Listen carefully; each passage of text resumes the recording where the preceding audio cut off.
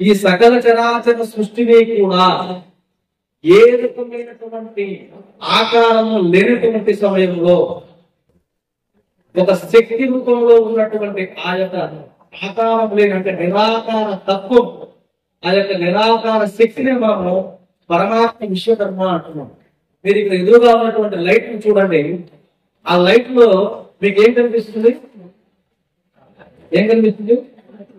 వెలుతురు కనిపిస్తుంది. దాని కాంతి శక్తి అంటారు. అయ్యా ఇక్కడ గమనించాలి. ఆ కాంతి శక్తి ఎలా ఏర్పడింది?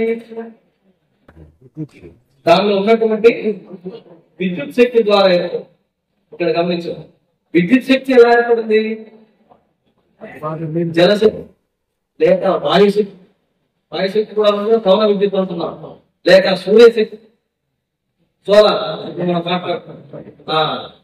అంటే ఆ విద్యుత్ శక్తి వల్ల ఇతర రూపంలో ఉన్నటువంటి పంచభూతాల్లో ఉన్నటువంటి శక్తి ద్వారా మరి ఈ జలశక్తి ఎక్కడి నుంచి ఏర్పడింది? వాయుశక్తి నుంచి ఏర్పడింది. ఎలా? మేఘరూపము, మేఘరూపము, ఆకాశం ఇలా మనకు వస్తుంది. ఇక్కడ ఆ శక్తి మీకు ఏమైనా కనిపిస్తుందా? జలంలో ఉన్న శక్తి కనిపిస్తుందా? వాయువులో ఉన్న శక్తి కనిపిస్తుందా? ఆకాశంలో ఉన్న శక్తి కనిపిస్తుందా? అది శక్తి రూపాన్ని మార్చుకుంటూ వాయువు నుంచి మేఘము, మేఘము నుంచి జలము, జలము నుంచి విద్యుత్తు, విద్యుత్తు నుంచి కాంతి. ఇప్పుడు కనిపిస్తుందా లేదా? ఇప్పుడు కనిపిస్తుందా? మరి దానిలో వైరు ఉంది.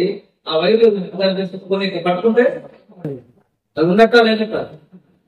పరమాత్మ కూడా ఆ పరమాత్మనే వేదం ఏమని ఘోషిస్తుంది అంటే, ఏమని తెలుస్తుంది అంటే, సాక్షాత్తు ఆ పరమాత్మ చేసినటువంటి ఈ సృష్టి రచన, ఈ సృష్టి లీలా వినోదం, ఈ బ్రహ్మాండమంతటిని కూడా ఏర్పరిచినటువంటి ఆ యొక్క విధానాన్ని అంతటిని కూడా పరిశీలించినటువంటి ఋషులు వేదములో ఆ పరమాత్మను ఒక సర్వోన్నతమైనటువంటి అల్టిమేట్ అంటాం కదా, వన్ ఆఫ్ ది బెస్ట్, ఆ సర్వోన్నతమైనటువంటి నామంతో కీర్తించారు.